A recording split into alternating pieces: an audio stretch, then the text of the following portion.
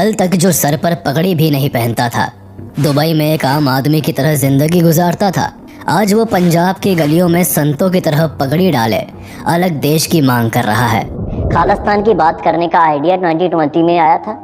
जब हिंदुस्तान पाकिस्तान और बात बंटने की हो रही थी, तब खालिस्तान का आइडिया बाय नेम खालिस्तान आया था। एक सेपरेटिस्ट जो आतंकियों की तरह पुलिस चौकी की घेराबंदी करने से नहीं चूकता और जिसके हर भाषण में अलगाववादी विचारों की लहर रहती है, आज वही सालों पुराने खालिस्तान मूवमेंट को हिंसा के रास्ते पर ले जा रहा है। हम बात कर रहे हैं हाल ही में देश के अंदर लगातार सुर्खियों में आए अमृतपाल सिंह की, जिसने 1970 के दशक में लगी आग को दोबारा से जिंदा कर दिया है। इसके अजीबोगरीब स्टेटमेंट्स और भड़काऊ भाषणों के वजह से आज पंजाब की पुलिस इसकी तलाश में लगी हुई है और वही ये अमृतपाल सिंह एडमिनिस्ट्रेशन से छुपता भाग फिर रहा है।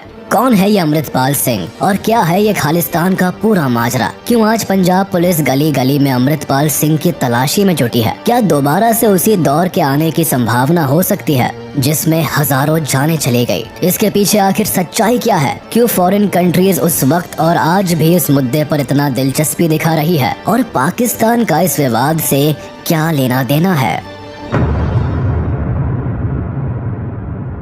आज पंजाब में 61% सिख है और पूरे देश में इनकी कुल आबादी केवल 2% है। इसके बावजूद इस कम्युनिटी ने देश के लिए कई बार सैक्रिफाइसेस किए हैं, जिसका सबूत हमें कई बार देखने को मिल चुका है। यहाँ 12वीं शताब्दी तक हिंदुओं का शासन रहा, जिसके बाद इस्लामिक इन्वेजन हुआ और 1799 में महाराजा रणजीत सिंह ने सिख एम्पायर को इस्टेब्लिश किया। लेकिन इनकी मृत्यु के कुछ समय बाद सेकेंड एंग्लो सिख वॉर हुई और यहाँ ब्रिटिश गवर्नमेंट ने राज करना शुरू किया। लेकिन पंजाब में हो रहे धर्म परिवर्तन और गुरुद्वारों का पंडितों के हिसाब से चलाया जाना कई लोगों को बिल्कुल भी सही नहीं लग रहा था, जिसकी वजह से शिरोमणि अकाली दल का जन्म हुआ।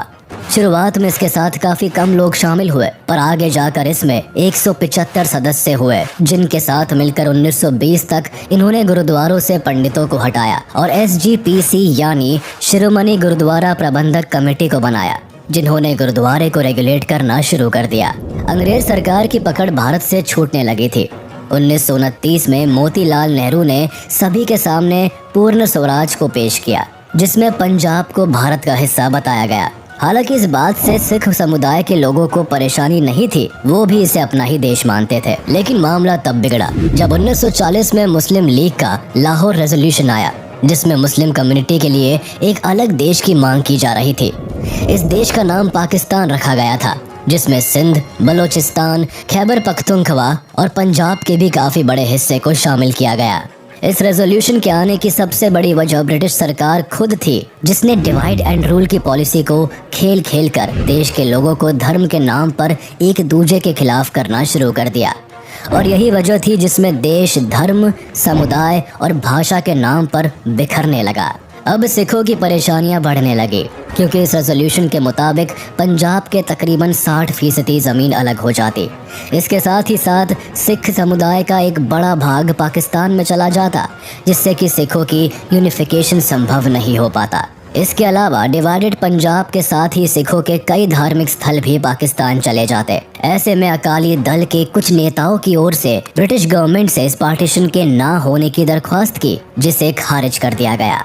इसके खारिज होने के बाद अकाली दल ने खालिस्तान को मद्देनजर रखते हुए थियोक्रेटिक स्टेट की मांग की, जिसे चलाने का हक तो भारत सरकार को था, लेकिन इसके अलावा अकाली दल के चुने हुए सदस्यों की भी पंजाब कैबिनेट में बराबर हक होता। अकाली दल पंजाब के धार्मिक और आंतरिक मामलों की स्वतंत्रता चाहती थी, बट इस समय भी कई कारणों को मद्देनजर रखते हुए इनकी डिमांड को ब्रिटिश सरकार पूरी नहीं कर सकती थी। जल्दी ही समय बीता और 1947 में भारत को स्वतंत्रता मिल गई, लेकिन इसी दौरान पंजाब का एक बड़ा हिस्सा पार्टीशन के भेंट चढ़ गया। अब पंजाब का एक बड़ा हिस्सा पाकिस्तान का था। इस तरह पंजाब के बंटवारे से पंजाबियों, खासकर सिख कम्युनिटी के लोगों को बहुत निराशा हुई, लेकिन उन्होंने अपना एजिटेशन बंद नहीं किया। जल्दी ही 1955 में पंजाब में पंजाबी सूबा आंदोलन चला, जिसमें सिखों ने एक ऑटोनोमस स्टेट की मांग की, जिसके बंटवारे का आधार पंजाबी भाषा थी। इस आंदोलन को भी अकाली दल ही चला रहा था, जिनका मुख्य मांग था भारत के अंदर एक स्वतंत्र पंजाबी राज्य। उन दिनों मास्टर तारा सिंह अकाली दल का प्रेसिडेंट था, जो इस आंदोलन को लीड कर रहा था। उसने गोल्डन टेम्पल में अपने मांगों को पूरा करने के लिए आमरण अनशन भी ठान ली थी, जिसे उसने सरकार के दरख्वास्त के बाद तोड़ लिया था। हालांकि इस आंदोलन के बाद ही पंजाब का एकीकरण हुआ। ये काम 1966 में पंजाब रीऑर्गेनाइजेशन एक्ट के अंतर्गत हुआ। इस वक्त हरियाणा अलग राज्य बनाया गया और चंडीगढ़ को हरियाणा और पंजाब का संयुक्त राजधानी बनाया गया। इसी वक्त पंजाब के पहाड़ी क्षेत्रों को हिमाचल में मिला दिया गया। अब पंजाब मुख्यतः पंजाबी बोलने वाले लोगों का ही क्षेत्र बनकर उभरा। एक्चुअल परेशानी आई जब चंडीगढ़ को यूनियन टेरिटरी बना दिया गया, क्योंकि यहाँ हिंदू ज्यादा थे और सिख कम। सरकार के इस फैसले से अकाली दल और SGPC काफी नाराज थे।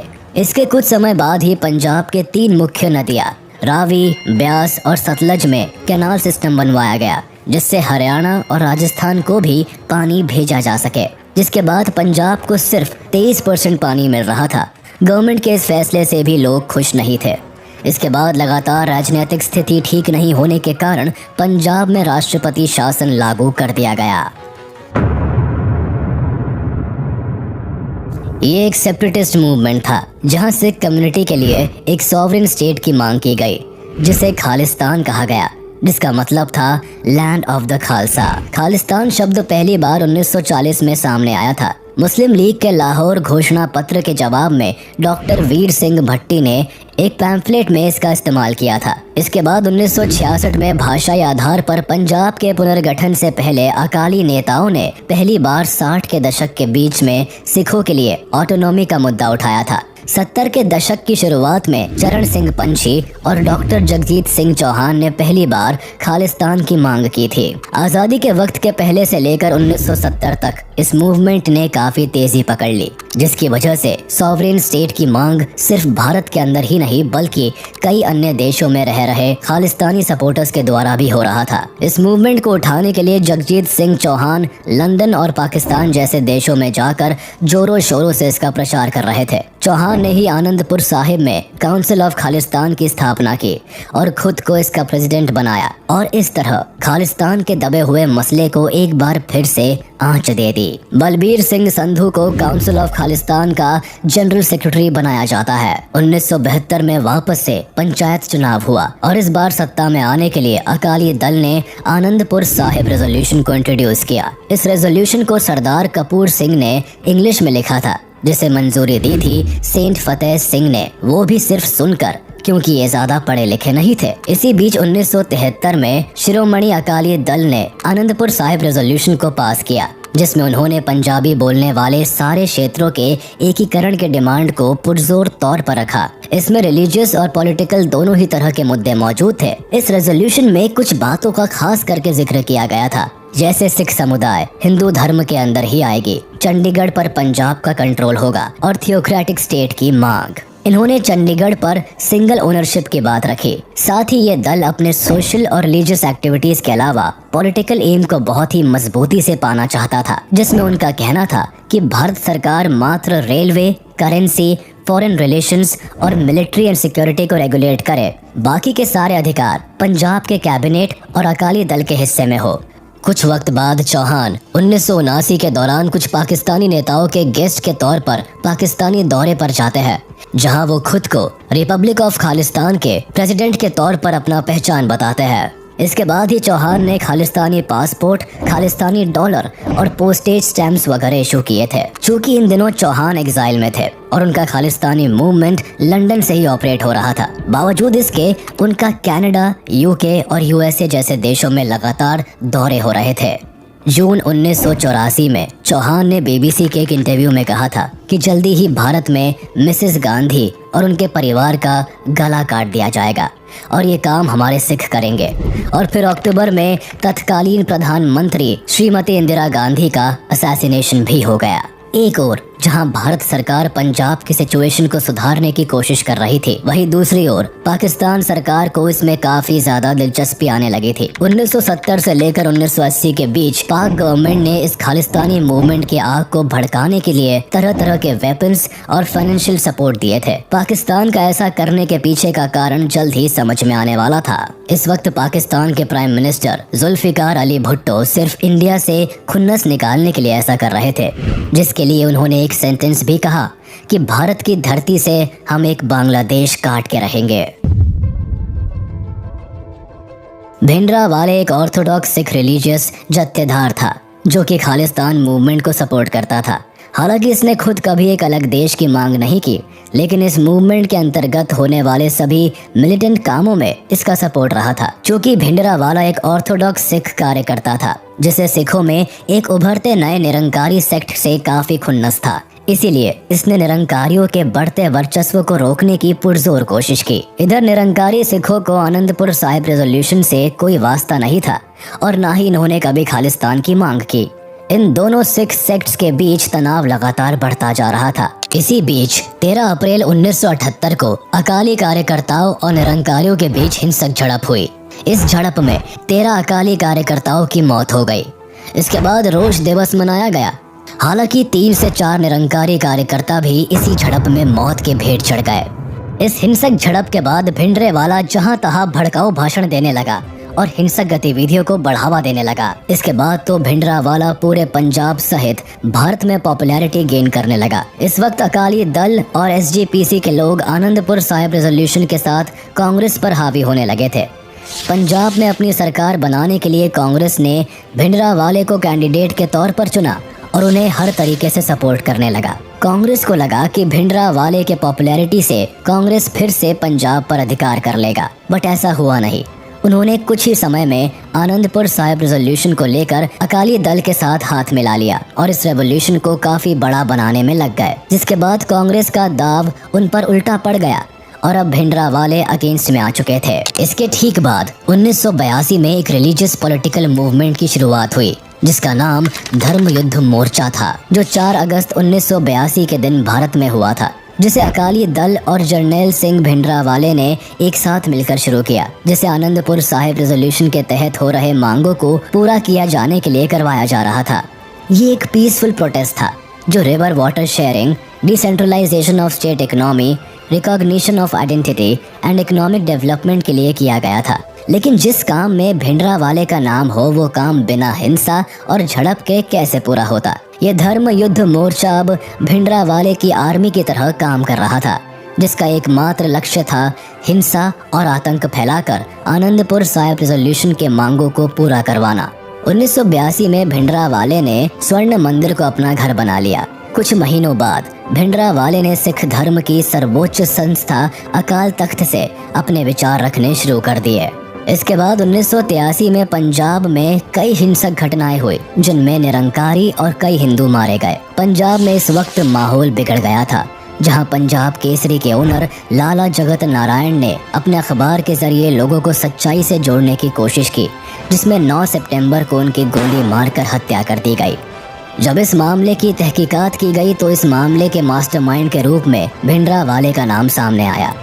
इसके बाद 25 अप्रैल 1983 को एक ऐसी दिल दहला देने वाली घटना हुई जिसने एक हद तक सरकार की सुरक्षा पर सवाल खड़ा कर दिया, जब deputy inspector general of police Avtar Singh अतवल की दरबार साहिब के सामने दिन दहाड़े हत्या कर दी जाती है और बिना भिंडरावाले के परमिशन के अवतार सिंह के बॉडी को कोई उठाने वाला नहीं होता है। यहाँ तक कि पुलिस भी वहाँ चुपचाप खड़ी रहती है, जिसकी वजह से अवतार सिंह की लाश तकरीबन 2 घंटे तक वही जमीन पर पड़ी रहती है। अभी इस मामले में गवर्नमेंट जब तक एक्शन लेती तब तक एक और बेहद दर्दनाक हादसा सामने आया, जहां 6 हिंदू बसों को बीच रास्ते में रोक दिया गया और उसमें फंसे पैसेंजर्स को मार दिया गया। 1983 में ही इन सब घटनाओं को देखकर इंदिरा गांधी ने पंजाब की सरकार को बर्खास्त कर दिया और राष्ट्रपति शासन लगा दिया। लेकिन इंदिरा गांधी को यह बात अब तक पता चल चुकी थी कि भिंडरावाले का पकड़ा जाना ही पंजाब में शांति लाने का एकमात्र उपाय है। बस इसी के साथ सिलसिला शुरू हुआ सर्च ऑपरेशंस का, जो आगे चलकर ऑपरेशन ब्लू स्टार के नाम से जाना गया। 1984 तक पंजाब में क्राइम्स बेहद ज्यादा बढ़ गए। यहाँ खारकू नाम का एक ग्रुप, जिसे नॉइस मेकर कहा जाता था, लगातार कई घटनाओं को अंजाम दे रहे थे, जिसका नतीजा ये निकला कि 1982 से 1984 के जनवरी तक में 1200 से भी ज्यादा वायलेंट इंसिडेंट्स हुए, जिसमें करीबन 450 लोगों की जानें गई और 1000 से ज्यादा लोग घायल हुए। वहीं सिर्फ 6 महीनों में 800 के आसपास हिंसक घटनाएं हुई, जिसमें 300 से ज्यादा लोग मारे गए और 550 लोग इंजर्ड हुए।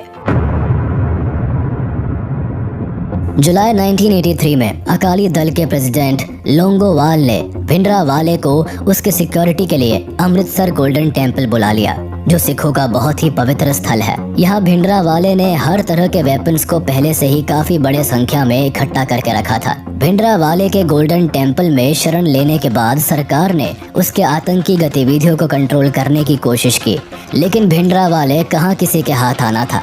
ऐसे में जब भारत सरकार ने कई दफे भिंडरावाले को आत्मसमर्पण के लिए गुहार लगाई, लेकिन यहाँ इसने तो सरकार से मुठभेड़ करने की ठान ली थी। एट लास्ट गवर्नमेंट को इसके हिंसात्मक रवैये को देखते हुए गोल्डन टेम्पल के अंदर घुसकर भिंडरावाले को पकड़ना पड़ा, जिस मुठभेड़ में उसकी मौत हो जाती है। इस घटना ने सिख समुदाय की भावना को काफी ज्यादा आघात पहुंचाया, जिसके बाद लोगों ने गवर्नमेंट के इस फैसले की काफी आलोचना की। इसके बाद operation wood rose and black thunder चलाया गया। इस ऑपरेशन के सहारे सरकार पंजाब में विद्रोहियों को ढूंढकर घर घर से निकाल रही थी और जगह जगह से हथियार जब्त किए जा रहे थे। इस बीच कई लोगों को काफी ज्यादा परेशानी झेलनी पड़ी। इसके बाद operation wood rose and black thunder चलाया गया, जिसमें कई pro Khalistani militants Golden Temple में डेरा जमा चुके थे, जिसे पहली बार ब्लैक कैट कमांडो के जरिए निकाला गया और दूसरी बार पंजाब पुलिस ने निकाला। ऑपरेशन ब्लू स्टार के दौरान पुलिस को गोल्डन टेम्पल की घेराबंदी करनी पड़ी, जिससे गुरुद्वारे के परिसर को काफी नुकसान पहुंचा।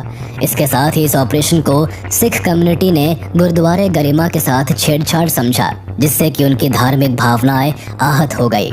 उससे सिख कम्युनिटी के कुछ लोगों के सेंटिमेंट्स को काफी ज्यादा चोट पहुंची, जिसके बाद 1 अक्टूबर 1984 को इंदिरा गांधी के दोनों बॉडीगार्ड सतवंत सिंह और बेअंत सिंह ने उनकी गोली मारकर हत्या कर दी।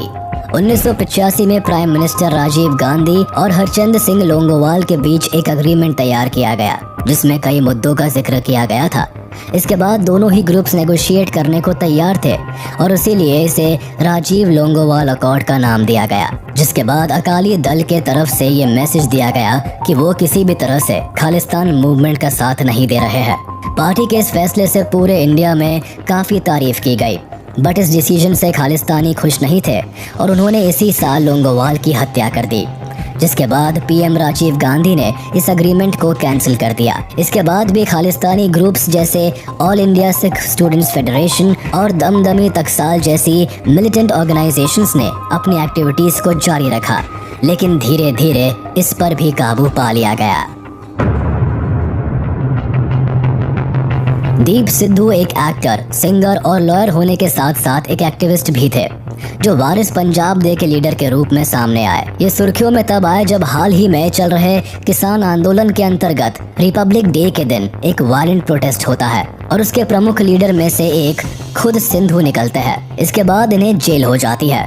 इस समय सिद्धू का कनेक्शन ट्रैक्टर रैली के साथ भी सामने आता है, जहां रेड फोर्ट के पास पुलिस और किसानों में मुठभेड़ हो जाती है। 2019 के दौरान इन्होंने बीजेपी की ओर से खड़े हुए बॉलीवुड एक्टर सनी देओल के लिए कैंपेन भी की, लेकिन 2 अप्रैल 2022 को दीप सिद्धू की एक कार एक्सीडेंट में मौत हो जाती है।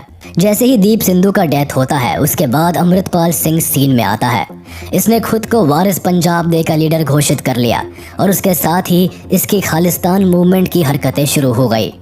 लोग इन्हें बाबा बकाला और भिंडरावाले 2.0 के नाम से भी बुलाते हैं। 23 फरवरी को इन्होंने अपने आदमी लवप्रीत सिंह तूफान को छुड़ाने के लिए पुलिस के साथ मुठभेड़ कर ली थी। उन दिनों लवप्रीत पर किडनैपिंग का केस दर्ज था। इसके बाद इन्होंने एक और अटैक किया, जहां दर्जनों पुलिसकर्मी घायल हो गए थे। खालिस्तान मूवमेंट के समर्थक फिलहाल अपने देश में काफी कम है। बीते कुछ दशकों में इसकी गति काफी धीमी पड़ गई थी और करंटली इस मुद्दे का हमारे देश पर असर सिर्फ बयानबाजियों तक ही सीमित है। आज पंजाब पुलिस अमृतपाल सिंह की तलाशी में जुटी हुई है।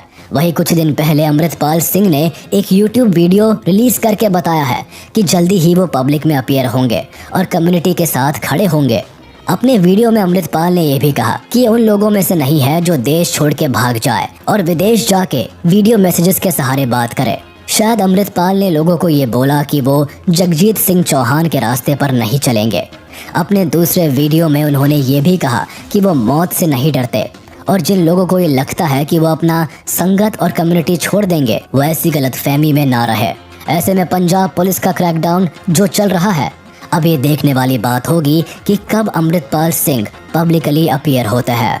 वहीं अब तक यूके, यूएस जैसे जगहों पर इंडियन एम्बेसी में कुछ खालिस्तानियों को प्रोटेस्ट करते हुए देखा गया है।